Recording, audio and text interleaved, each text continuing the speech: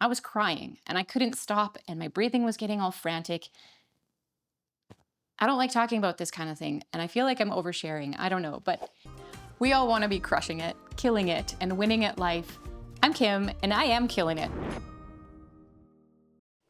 Except for when I'm not. Sometimes the encouragement we need is someone bringing their A game and sharing winning strategies and helpful tips. But sometimes it helps to hear someone say, "Hey, I know this is hard. It's hard for me too. But keep your chin up, put one foot in front of the other, and keep going. You can do this. God is faithful and He will get you through this." There are plenty of times when I feel like I've dropped the ball and I am definitely not winning. I forget to set my alarm and I oversleep. When I do remember to set my alarm, I often hit the snooze button a ridiculous amount of times, which my husband could attest to. He's very patient with me. I talk a big game about the value and importance of menu planning, but there are still a lot of days when supper creeps closer and closer, and I have no idea what we're going to eat.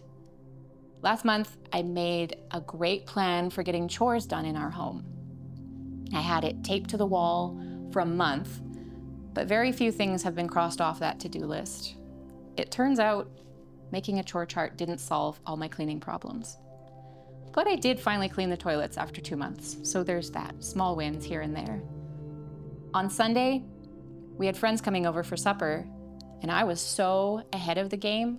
2 days beforehand, I prepped the chili that I was making. It was in my crock pot in the fridge, ready to go, and maybe you can guess where this is going. Saturday night, I put the crock pot on the counter, and all I needed to do was pull the pot from the fridge Sunday morning, put it in, and turn it on. Did I remember?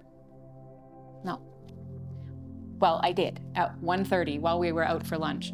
So we rushed home, and thankfully, after I cranked it on high for a few hours, it still cooked in time. It was humbling.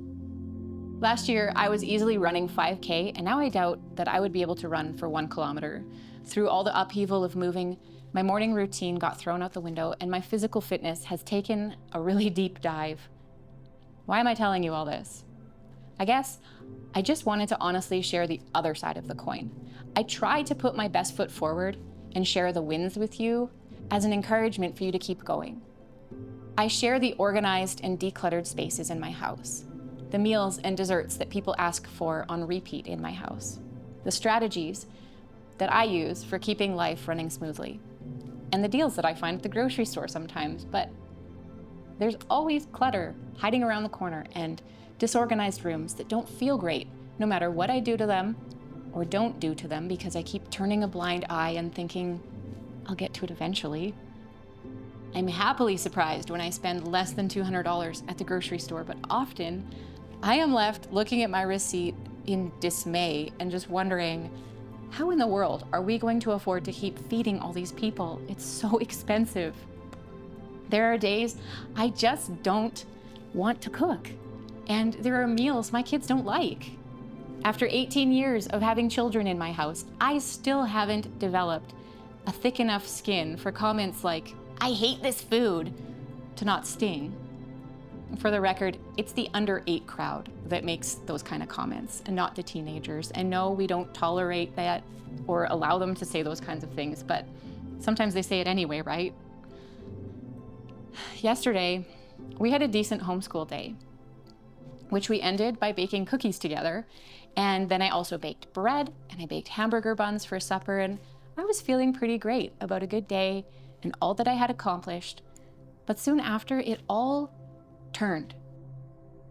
I felt crushed and defeated, and I don't really know why, but I felt like I was totally at the end of my rope. I was crying and I couldn't stop, and my breathing was getting all frantic. I don't like talking about this kind of thing, and I feel like I'm oversharing. I don't know, but in that moment, the only thing I could do was ask Jesus to help me, to comfort me. He promised me peace in this life, and I asked Him for it, and I asked Him to calm me and to encourage me and to give me strength. And you know what? He did. He met me in my weakness, and He gave me peace and the strength to get up and just keep going. And then as I was getting things ready for supper, my chronic pain was suddenly very acute, and I laid down on the living room floor, and all I could do was just breathe and pray until things settled down. And they did. You guys, I don't have everything figured out.